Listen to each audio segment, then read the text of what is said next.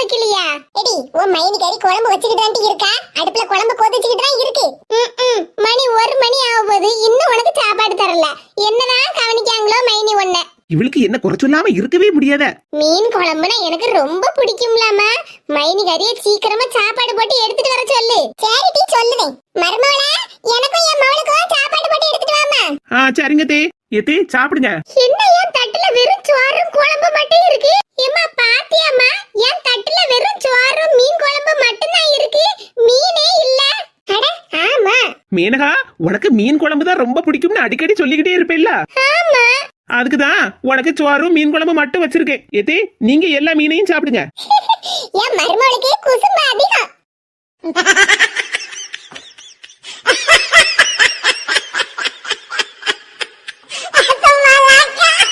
ஏத்தே எல்லா வீட்டு வேலையும் முடிஞ்சது.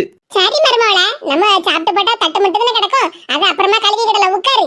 வந்தேன் வந்தேன் மைனியை தேடி வந்தேன். என்னடி மைனியை தேடி வந்தியா? ஆமாம்மா, எனக்கு திடீர்னு குலாப் ஜாமுன், அப்புறம் அச்சு முறுக்கு, அதிரசம், சீடை அதெல்லாம் சாப்பிடணும் போல தோணுச்சுமா. அதான் மைனி செஞ்சு தருவாங்கல்ல, அதான் மைனியை தேடி வந்தேன். எனக்கு வேலை வைக்கிறதுக்குனே வருவாம்மா. இதெல்லாம் உனக்கு திங்கணும்னு தோணுச்சுன்னா கடையில போய் வாங்கி திங்க வேண்டியதானே. எம்மா மைனி கை பக்குவம் வராதுலாமா. உங்க மாமியாருக்கு மட்டும் யூடியூப பார்த்து அந்த பலகாரம் செஞ்சு கொடுத்தேன், இந்த பலகாரம் செஞ்சு கொடுத்தேன், என்ன பாராட்டனவோ அப்படி இப்படின்னு சொன்னேல்ல. உனக்கு வேணும்னா நீயே போய் செஞ்சு தின்னு. எம்மா என்னடி எம்மா நொம்மன்ட்டு கிடக்க? மர்மோள உனக்கு தலைவலிக்குன்னு சொன்னேல்ல, போய் படுத்து ரெஸ்ட் எடு போ. சரிங்க தே. வந்துட்டா இங்க ஒரு வேலைக்காரி இருக்கான்னு அப்படியே லிஸ்ட் போட்டுக்கிட்டு. ஏத்தே இந்தாங்க சாப்பிடுங்க. ஏமா என்னாச்சு, எதுக்கு கோவப்படுற?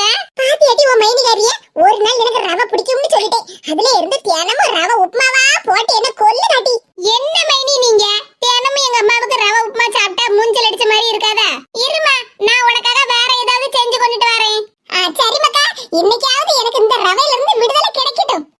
இவங்களுக்கு செஞ்சு கொடுக்கதே பெருசு, இதுல குத்தம் வேற. எம்மாவா இட்லி தோசை பூரி பொங்கல் விதவிதமா செஞ்சு கொண்டு வருவா, பாத்துக்க. எம்மா இந்தாம்மா சாப்பிடு. இது என்னது? எம்மா இது ரவா கிச்சடி, நல்ல பீன்ஸ் கேரட் முந்திரி பருப்பெல்லாம் போட்டு செஞ்சு கொண்டு வந்திருக்கம்மா. சாப்பிடு, நல்ல ருசியா இருக்கும். ஐயோ மறுபடியும் அதே ரவையா?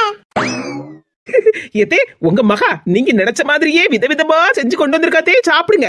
கூறுகிட்டவா அதே உப்பால 2 முந்திரி பருப்பு பீன்ஸ் கேரட்டையும் போட்டு கொண்டு வந்துட்டாளே. இது என்ன கிளம்பி இருக்க? ஆமாம்மா, நாங்க நம்ம வீட்டுக்கு வந்து 1 மாசத்துக்கு மேல ஆகுது. நான் மாமியார் வீட்டுக்கு கிளம்பாண்டம்மா. என்ன மக்கா இப்படி திடுதிப்புன்னு மாமியார் வீட்டுக்கு கிளம்புறேன்னு சொல்லிக்கிட்டு இருக்க?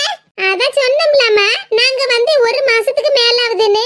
1 மாசம் தானே மக்கா ஆகுது, இன்னும் 1 வாரம் போல கூட இருந்துட்டு போயா. நீ வீட்ல இருந்தாதான் வீடே கலகலான்னு இருக்கு பத்துக்க. இவ எப்படா கிளம்புவான்னு நானே தவம் இருந்துகிட்டு இருக்கேன். எங்க மாமியார் என்னடான்னா இவ இருந்தா தான் வீடு கலகலான்னு இருக்கும்னு வேற சொல்லிக்கிட்டு இருக்காவோ. அம்மா சொல்லுதம்ல மக்கா கேளா, கூட ஒரு வாரமாவது இருந்துட்டு போயா. ஓஹோ அப்படியா சங்கதி, அம்மையும் அவளும் பிரியவே முடியாதோ. இருங்க வாரேன். ஏத்தே உங்க மகளை பிரிய முடியலன்னா நீங்களும் உங்க மக கூடயே அவங்க மாமியார் வீட்டுக்கு போக வேண்டியதுனே. இந்தாங்க பேக் எடுத்துட்டு போங்க. அது எப்படி மர்மோளா, அவ மாமியார் வீட்டுக்கு நானும் அவ கூடயே போக முடியும்? சரிங்க தே, அப்ப நீங்க 2 பேரும் வீட்டுல இருங்க. எங்க அம்மாவும் வீடு அமைதியா இருக்கு, கலகலான்னு இருக்கணும்னு சொல்லுதா பாத்துருங்க. அதனால நான் எங்க அம்மா வீட்டுக்கு 1 மாசம் போயிட்டு வரேன்.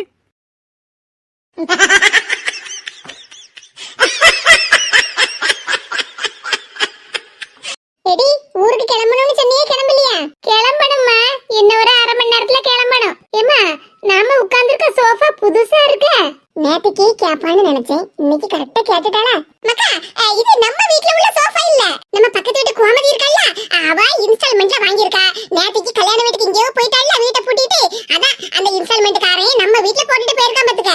நாளைக்கு அவ கல்யாண வீட்ல இருந்து வருவாள்ல, வந்த உடனே இந்த சோஃபாவை அவ வீட்டுக்கு எடுத்துட்டு போயிருவா. இது என்னது இப்படி சொல்லுதியா?